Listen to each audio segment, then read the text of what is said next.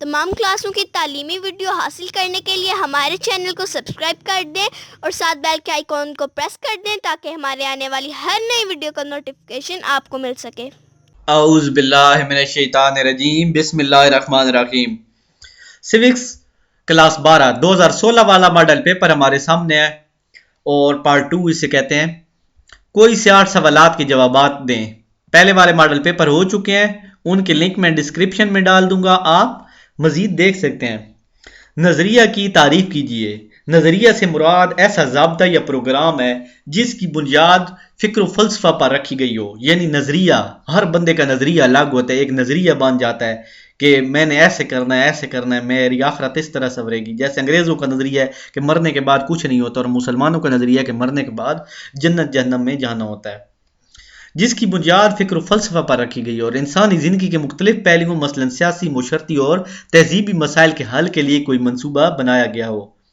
نظریے کی یہ تعریف جو دی گئی ہے یہ تھوڑی مشکل بھی اور اس کی آپ کو سمجھ بھی، آپ یہ لکھ سکتے ہیں نظریہ سے مراد وہ خیالات ہیں جن پر عمل کر کے انسان زندگی گزارتا ہے۔ بالکل، یہ بہت اچھی تعریف ہے جو میں نے آپ کو بتائی ہے۔ یہ جو ہے یہ مشکل ہے، آپ یہ بے شک نہ بھی کریں، کوئی مسئلہ نہیں ہے۔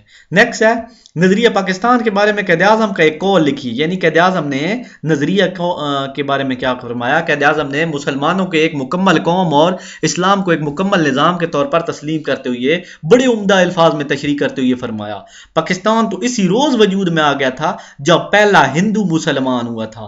علامہ اقبال نے پاکستان کا خیال کب اور کہاں پیش کیا؟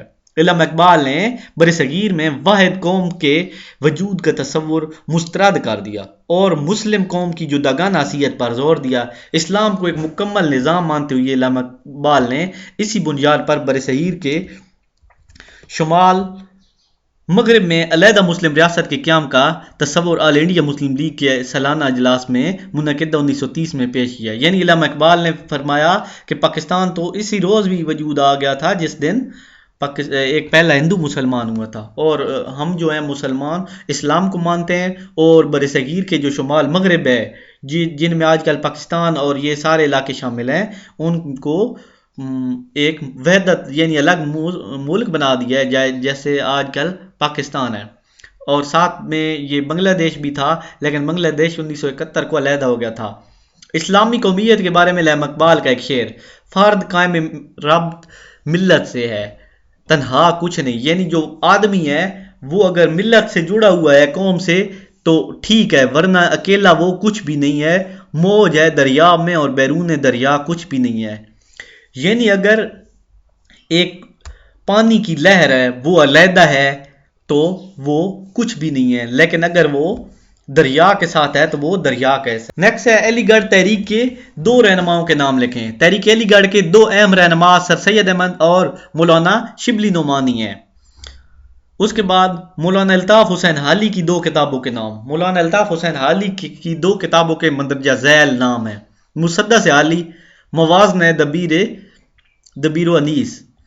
اس کے بعد مسلم لیگ کے قیام کے 2 مقاصد۔ مسلم لیگ کے قیام کے 2 مقاصد درج ذیل ہیں: مسلمانوں اور انگریزوں کے درمیان مفاہمت کی فضا پیدا کرنا، مسلمانوں میں حکومت کے لیے وفاداری کے جذبات کو فروغ دینا، ہندوستان کے مسلمانوں کے حقوق و مفادات کا تحفظ کرنا اور ان کے مطالبات کو حکومت کے سامنے پیش کرنا۔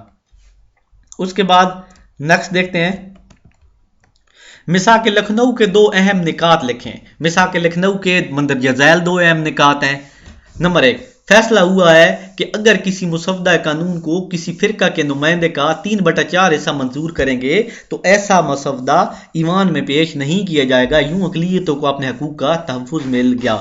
یعنی جو اقلیتیں ہیں پاکستان میں، ہندوستان میں، دوسری مذہب کی قومیں، تو وہ اگر 3/4 حصہ وہاں کسی مسودے کے خلاف نامنظوری کے لیے دیں گے تو کیا ہوگا؟ وہ بل نامنظور ہوگا۔ اقلیتوں کو اسمبلیوں میں مؤثر نمائندگی دینے کے لیے انہیں ان کی تعداد سے زیادہ نمائندگی دی گئی، یعنی جو اقلیتیں ہیں دوسرے مذہب کے لوگ، انہیں ان کی تعداد سے زیادہ نمائندگی دی گئی۔ سانحہ چورا چوری سے کیا مراد ہے؟ چورا چوری ضلع گورکھپور کا ایک قصبہ ہے۔ چورا چوری وہاں گاندھی کے ایما پر ایک بڑا جلوس نکلا اور تھانے کو آگ لگا دی گئی. 21 سپاہی جل کر مر گئے. گاندھی بہانے کی تلاش میں تھا. اس نے اپنی تحریکوں کے فوری خاتمے کا اعلان کر دیا اور اس حوالے سے علی برادران اور دوسرے مسلمان رہنماؤں کی رائے لینا بھی مناسب نہ سمجھا. نیکسٹ ہے تحریک خلافت کے 2 مقاصد.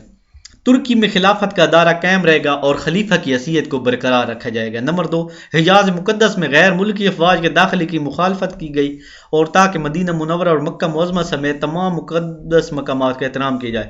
یعنی مکہ اور مدینہ میں غیر مسلم فوج داخل نہیں ہو سکے گی. جداگانہ انتخابات سے کیا مراد ہے؟